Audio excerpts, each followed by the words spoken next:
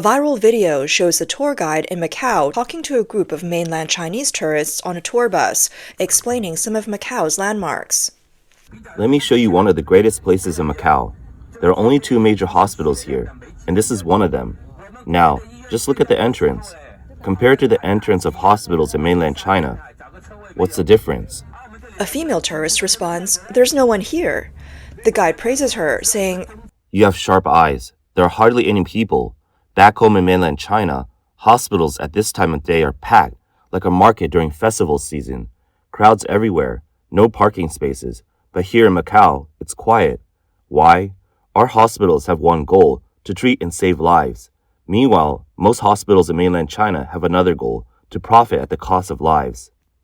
The guide's remarks prompt knowing laughter from the mainland tourists. In recent years, many mainland Chinese tourists visiting Hong Kong and Macau have been struck by the benefits enjoyed by residents there. They often express amazement at the level of public services, which they find unimaginable in mainland China. The guide continues. The 2 biggest failures of the Chinese Communist Party's reforms are in education and healthcare. Schools, originally meant to educate, and hospitals, originally meant to save lives, have turned into tools for profit. Doctors try every possible way to extract money from patients, and schools do the same to parents and children. He provides an example by saying, "In Guangdong, there's a school cafeteria that went out for tender. The bid price for 3 years was over 8 million yuan. Where does that money come from? A cafeteria? 8 million yuan? They even made the tender public." The video exposing corruption in China's healthcare and education systems has gone viral on social media, with many mainland users praising the guide. Comments such as, "He's speaking the plain truth," and "He's saying what we don't dare to say here," are widespread.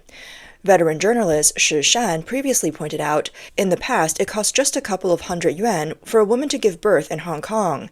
At the same time, in Shanghai, a friend of mine spent 7,000 to 8,000 yuan for childbirth. The gap is huge.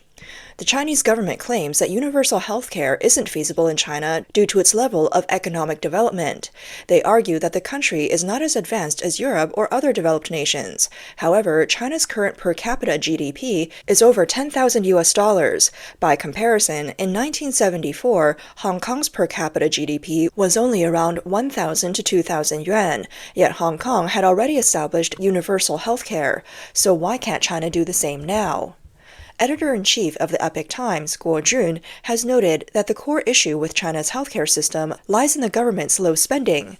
Most of the funding is allocated to officials and elites. Around 80% of China's healthcare resources are reserved for government officials. These officials and their families receive free healthcare. For instance, a hospital stay for a ministerial-level official costs at least 2 to 3 million yuan.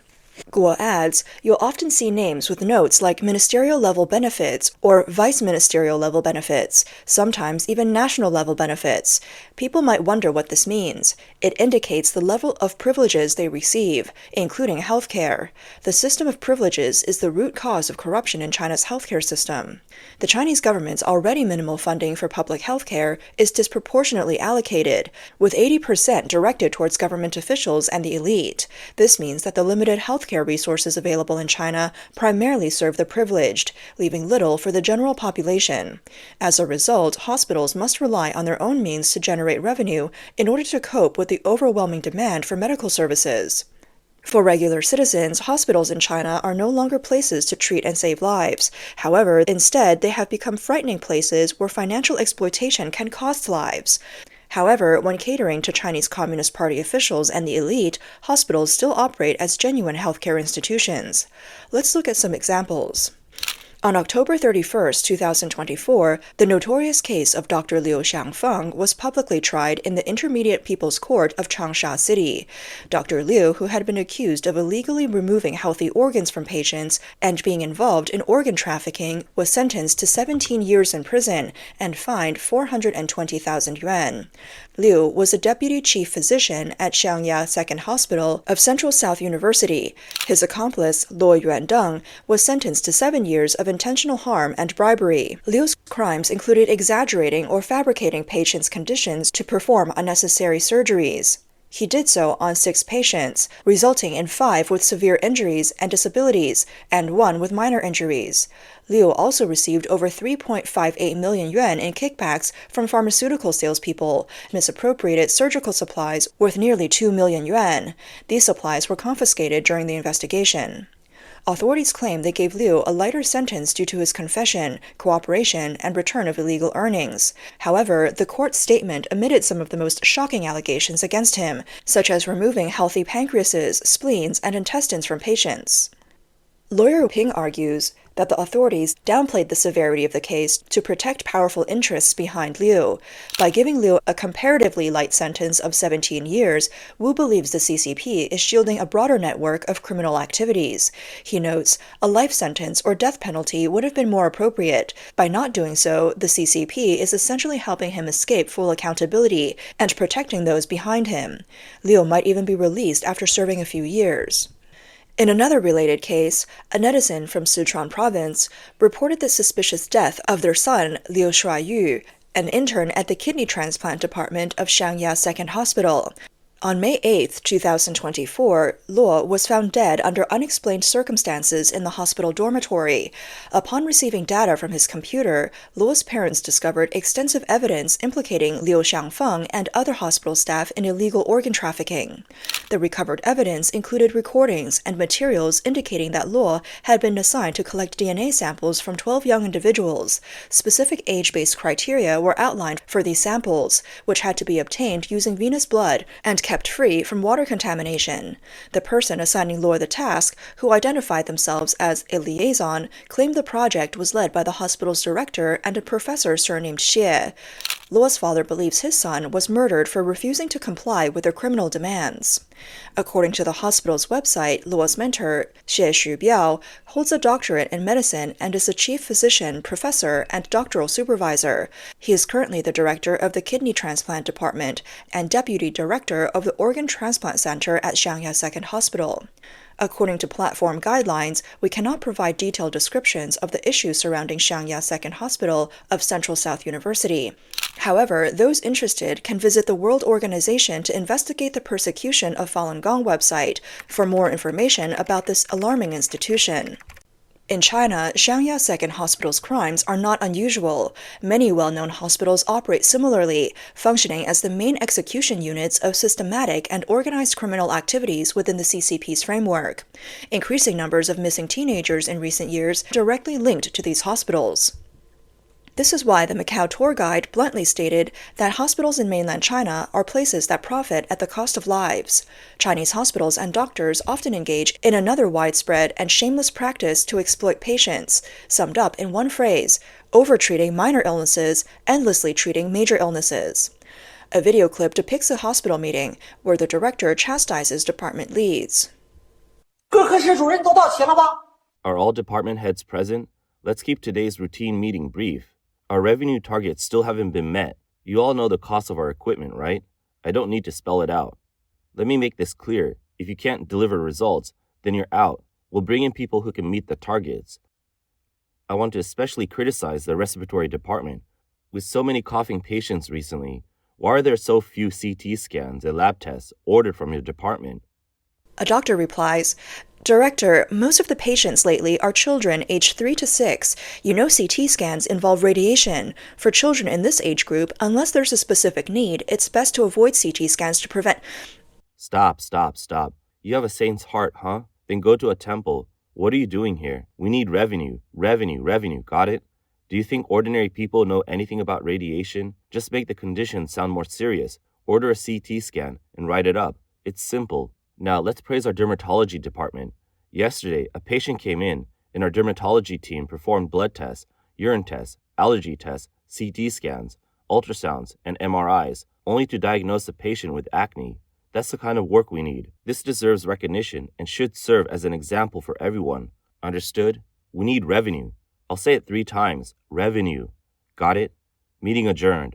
Netizens reacted strongly to this video. One comment said, "This heartless director isn't even a doctor. Many hospital directors nowadays are CCP officials with no medical background." Another remarked, "No wonder someone from my village who worked at a major hospital later switched to teaching at a university." One widely circulated story in China illustrates the grim reality of healthcare.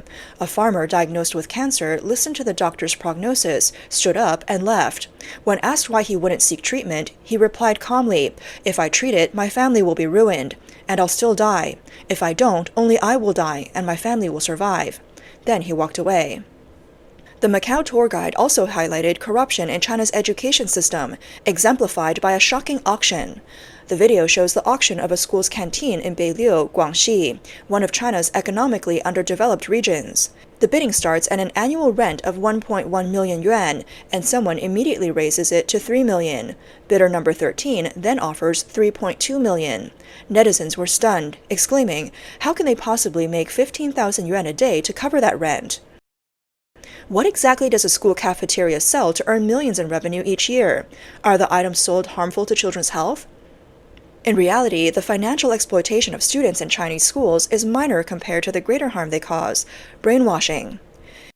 In September 2024, a parent in China exposed how a teacher fabricated false information to indoctrinate children, falsely claiming that their education was free. Even more outrageous, the teacher instructed students not to believe their parents, sparking an uproar and strong protests from parents. The parent expressed their frustration. "How can you tell such young children not to trust their parents in front of the whole class? How will my child ever listen to me again? You should have told them, your parents pay taxes to the government, which is why you can attend school for free." This parent also shared that they ask their child daily about what they're learning in school. They criticized the teacher for spreading misinformation about Lei Feng's death, filling students' minds with false narratives and causing confusion. Lei Feng, a fictional character carefully crafted by the CCP, was once idolized across China. Photos of him performing heroic acts, such as meticulously maintaining vehicles or helping schoolchildren, were later exposed as staged propaganda. In recent years, Lei Feng's actual cause of death has been questioned, with some insiders revealing that the actor who played him died due to negligence. The teacher, however, concocted a tale in which Lei Feng sacrificed his life by using his body to stop a runaway vehicle, saving the people on board. The parent confronted the teacher. "Are you encouraging children to throw their lives away? Look up Lei Feng's actual cause of death online." The parent emphasized that they teach their child to prioritize life above all else. Life is the most important thing. If there's a fire, run and hide. Former university lecturer Sheng Xiaofeng moved from China to the U.S. with her child in 2022. She shared her own experiences. She was assigned to teach a mandatory ideology and politics course for freshmen and sophomores, which she found deeply uncomfortable and against her conscience. Unable to speak the truth, she ultimately decided to resign. Sheng revealed that universities in China are saturated with such ideological courses, making it impossible to avoid them. Schools often organize party knowledge competitions, require everyone to pass political assessments, and mandate attendance at party meetings. Teachers are also monitored, with those discussing sensitive topics often reported and punished internally.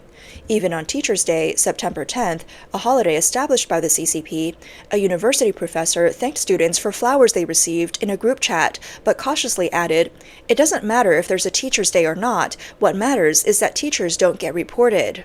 This brainwashing starts as early as kindergarten. Sheng recalled how her 3-year-old son was forced to memorize and sing the national anthem, including the chilling line, "Use our flesh and blood to build a new Great Wall." She described how hearing such lyrics from a child left her deeply disturbed. Former teacher Zhou Yunlong, who has over 20 years of experience in China, explained how the CCP embeds ideological indoctrination even in other subjects, such as chemistry and mathematics. For instance, during a chemistry lesson, teachers might say, "On August 24, 2023, the Japanese government discharged nuclear wastewater into the Pacific Ocean. In 240 days, it will reach China, threatening generations with harmful radioactive elements with a half-life of 5,370 years. Now let's discuss what half-life means using geometric sequences." Zhou noted that this method subtly plants hatred and political messages within educational content, making students unaware they're being brainwashed. Even tech-savvy students who bypass censorship to access outside information often remain fearful and anxious. Zhou expressed sympathy for these students, saying, "There are so many who are deeply unhappy but powerless to change their situation. I sympathize with them because even if I try to teach math responsibly, every other subject they study is contaminated." He warned that children indoctrinated to become loyal supporters of the party could even turn on their parents, reporting them to authorities. The CCP has effectively alienated children from their parents, turning them into the party's property. Zhou concluded that the root of all these societal problems lies in the CCP itself.